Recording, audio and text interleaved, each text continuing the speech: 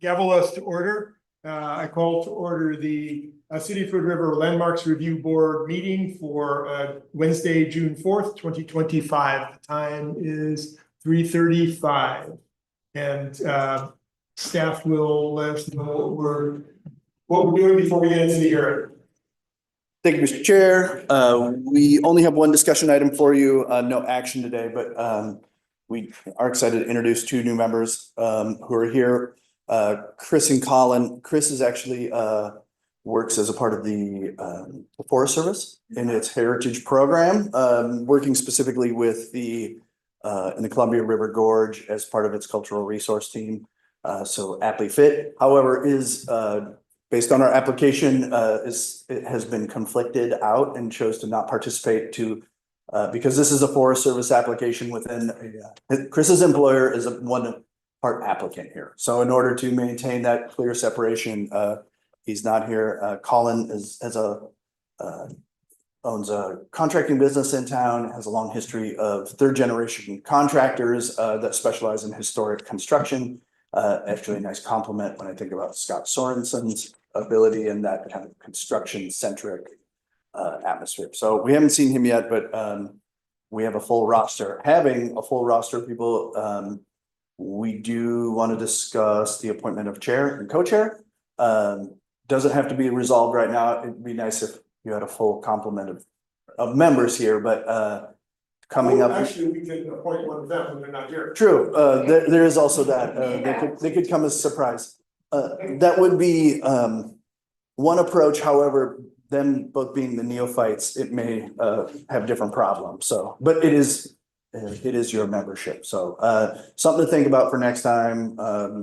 Your willingness to serve, your willingness to support in service, that'll be something that we want to address next time, which I believe will be in July. One meeting, we have another matter coming before you in July. We'll get materials out very soon. Great. And so I guess what I would say on that subject is I have chaired my lifetime limit of meetings, I think. So I would be very happy to sit next to someone and train someone new in running a meeting, just be there for as a crutch. So if any of you or if these two folks are interested in chairing, think about that, and we can talk about that next meeting. I will volunteer to be assistant chair to anybody to make it easier to do that. And it's really, this is, if you have any interest in ever doing this sort of thing, this is a great committee to get to do it with, because it's all very straightforward. And what do you do when you determine? when you watch and you'll learn. Okay. Oh, you work with staff to just to before the meeting, you make sure that you've worked with staff so that the order of proceedings is clearly laid out and there's no confusion as to what's going to happen. If you have projects that you have to work on. Nope, not that I know of. We can make arrangements.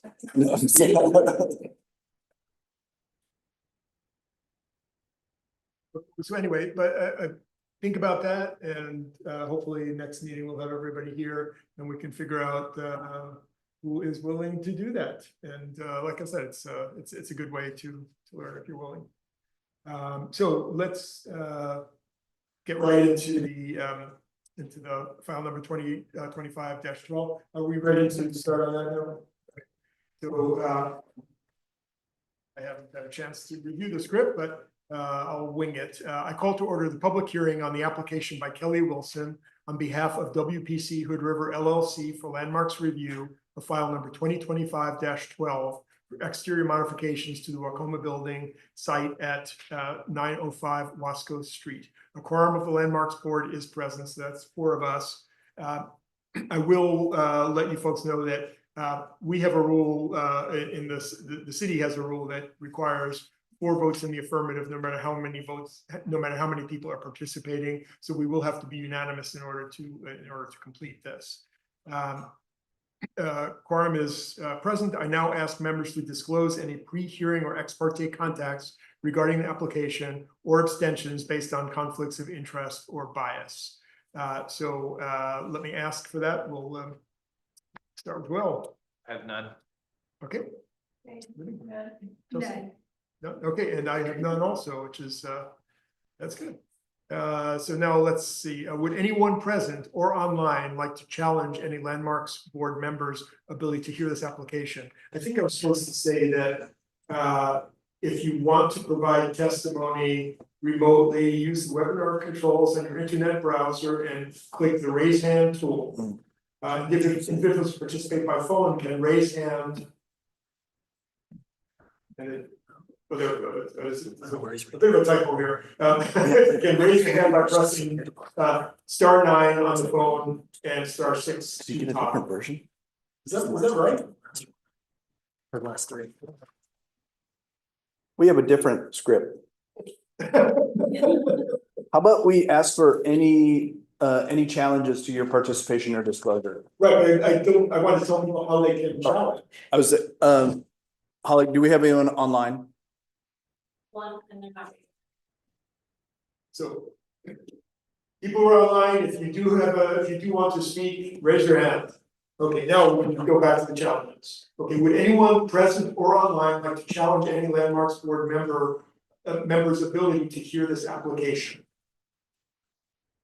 No hand raised, anyone here? Okay, next,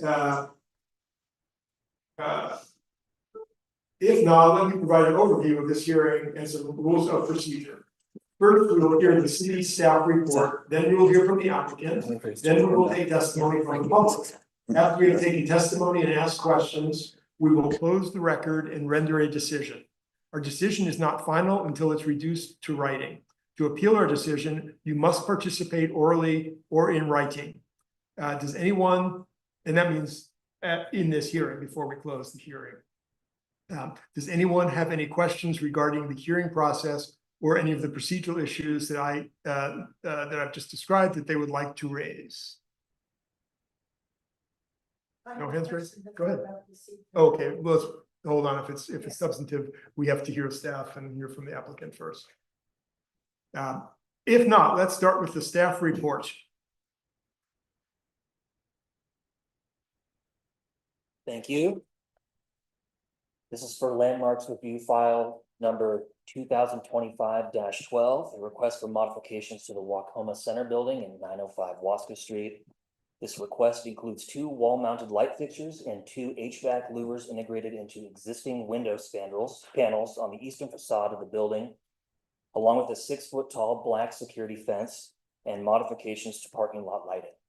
The lighting upgrades include replacing existing fixtures with energy-efficient LED luminaires and the addition of new 15-foot light poles with dark sky compliant lighting. That includes 2 additional new light poles on the southern parking lot and 3 new ones in the northern near the proposed fencing.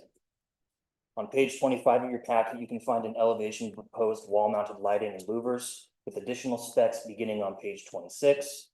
A site plan for the proposed lighting modifications and fencing can be found on page 24 with additional specs beginning on page 34. Staff recommends the approval of this application subject to the draft conditions of approval and findings listed on page 16 of the staff report. Thank you. Thank you very much. Any questions for staff? Libby, is this the time you want to ask questions or the applicant? I just have a question. Reading this over, I realized, and looking at the building and I drove by it and I thought, well, what happened? I mean, it looks new. It looks modern, it looks clean, looks fresh, it looks lower down than this one. And I'm just, so then I went online and I printed out some material. I realized this was an apple storage plant in cold, and it was worked on and lowered over time.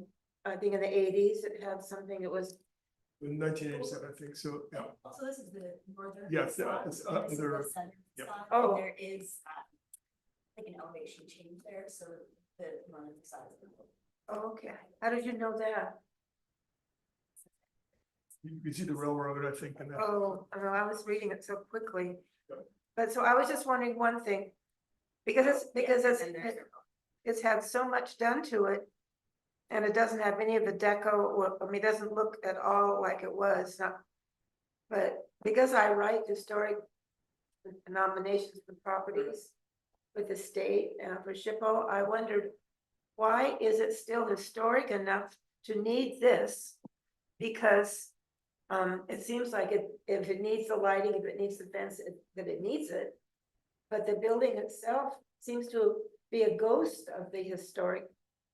But it's still historic, it's not even around any Hood River historic buildings.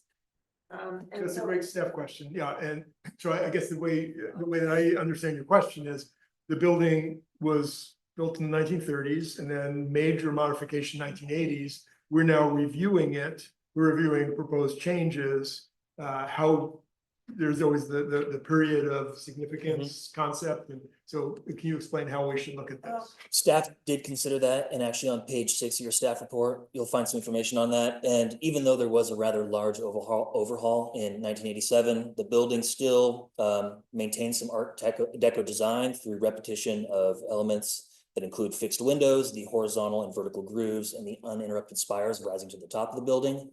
Those are some features that are actually listed in the inventory itself, and those remain relatively unchanged okay, and then- not impacted by this proposal. So it still has to. So you still have a historic building there. I was just wondering, what's historic about it anymore? You're skeptical of the relevance, and I understand that, but so there's our technical answer, so thank you. Any other questions for staff before we hear from the applicant? I have a question I'm curious about, and that not related to the building, not the application.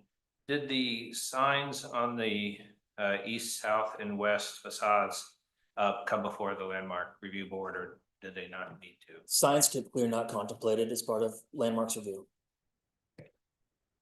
So that goes under the city sign code, correct? Correct. Any other questions, Chelsea? Okay, Just one other matter in terms of applicability, and this is for other buildings, although this building does have some historic inventory. It is within the district, so in terms of our application of the code, we also look within the district, even though you may have non-contributing structures, modifications, we want to make sure that the modifications that occur within the district, although they may not affect an individual structure, they may have impacts on the district at so I large. guess to follow up on that, it would, Libby's question, the modifications in the parking lot, you would review kind of the way you would review new construction. So, Yeah, we consider them exterior alterations. well, but the modifications on the building itself seem to need to be exterior alterations on a historic structure, where the ones across the street, I can almost see as just reviewed to a lesser standard as simply being, would we allow, if someone were building a new building on that site, would we allow those lights to be there? Right, I think that starts looking at the district. So, you know, the improvements with the parking lot have no impact on this structure. However, the improvements in the parking lot do have an impact on the district at large, so we review it really in that lens. That makes sense? Although lighting does have some impact to the structure. Well, this is the last building in the district. I mean, this is the end of the district, right? The district doesn't go past there. Like New York City Sub Shop is not a district, correct? Correct, this is the farthern, northern, and westernmost parcel within the district. Its separation by Wasco and industrial really kind of make it physically removed, a little different as compared to your kind of central business district, compact, walkable downtown. This still has some historic nature because of the building, but it used to be the suburbs. Just to give you a little history lesson, the pipe that brought the water for power into the Union Building continued down this strip and to roughly someplace in the nature of the Wacoma Building or just beyond it, where there was an abattoir and a flour factory, and they were powered by the same water that powered the Union Building. But that's all long since gone. And then there was some really cool worker housing during World War II. Historic.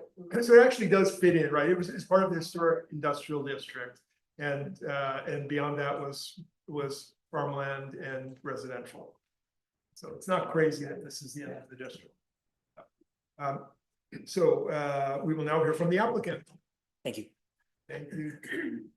Thank you, Jacob. So, I don't know that we have any. okay, Unless you have any questions for us. well, if you could go up and introduce yourself, and then we'll open it to questions for you. My name is Ann Sherrill. I'm here in place of Kelly Wilson, who is unable to attend today. I work for Some Design Studio. We're the architects on the project for the Forest Service, who is the tenant in this space and reason why we're here. Yeah. We have the address on record, so we Right. don't need to go through that. And so you would be happy to answer questions. You have nothing to present before. No, not necessarily. We feel like it's well represented here. But if you had any specific questions or wanted to review anything in more detail, happy to do that. Great. Does anyone have any questions for the applicant? This is your chance to ask for clarification, anything that was in the packet. I hope you enjoyed looking at all the details of all the different luminaires. I always love that. Yeah. I feel like I'm going to Home Depot.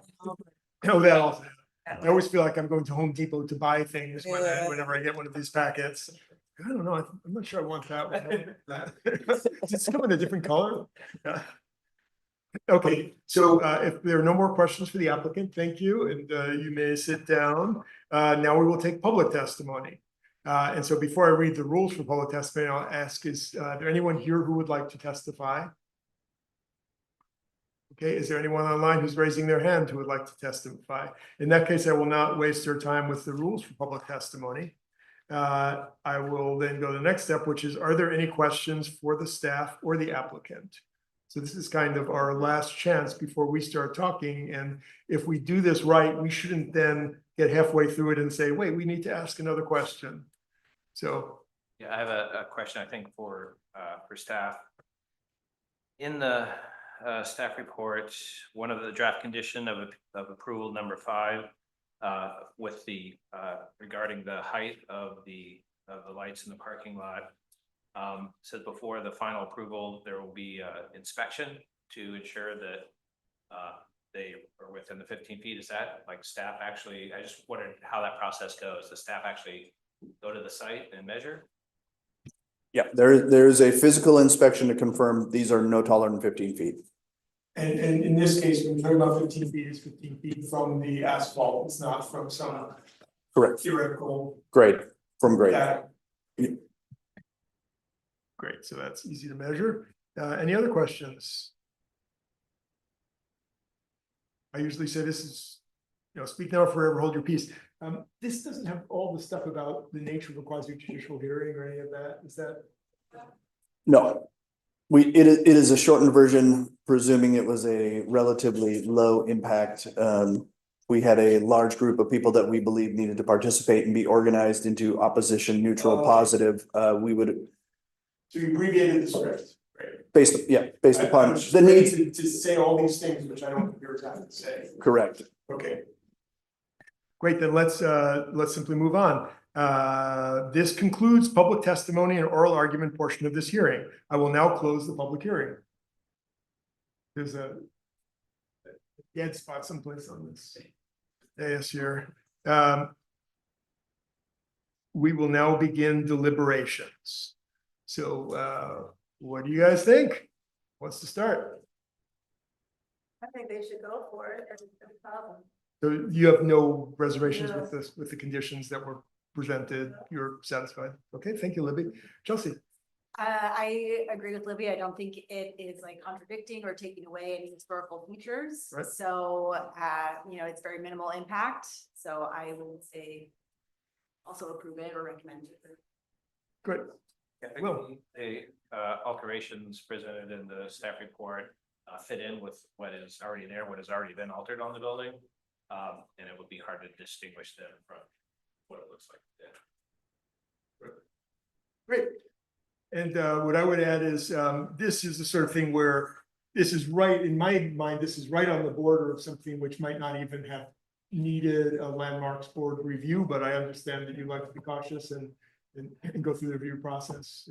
In question, but I am also fine with approving it as with the conditions that were recommended by staff. Do you? Yeah, one thing, and to give credit to the applicant, under the tenants requirements through the federal government, there was a need to secure this site and its fleet. As a cautionary measure to manage its fleet. Initially, the project came in with a chain link fence, with barbed wire. That caught our attention, as something that we felt like in other parts of the district would be a rather difficult sell and something we didn't want to create precedent for. To the applicant's credit, they took our advice. They came back with this tubular steel, call it wrought iron, more decorative substitute that met their needs. And, we want to give them credit for being responsive to the needs of the district, amending the application to something that was, we consider aesthetically much more approvable. Not only serving their needs for some security measures, but also being kind of compassionate to the aesthetic and the overall district. And that is reflected in this and kind of what made it so easy and somewhat boring. And that's great. We love that and we appreciate that. That's an investment on their part, both in style and design and investment in the district as a good neighbor. So before we declare it boring, I'm going to ask for a motion from someone who would like to make a motion. Basically, I'm looking for motion to approve file number 2025-12 with the conditions as presented. I'll make a motion to approve. File. Yep, right there. To approve file number 2025-12. With The conditions as presented. the conditions as presented. Second, I second that. we have a motion and a second to approve file 2025-12 with conditions as presented. Any further discussion? Seeing none, do we do roll call votes or do we do voice vote? I think you can just call for the vote. We can keep track of you. Is anyone in opposition to this motion? Seeing no one in opposition, the motion passes unanimously. And are we ready to adjourn or do we? No, thank you, Mr. Chair. That's the only matter we had on. We do in advance of next, we do have a July meeting and I believe it's July 16th to consider exterior alterations on a non-contributing structure on Cascade. Okay, see how funny we see this is? You gonna celebrate now? Thank you very much, everybody. We are adjourned.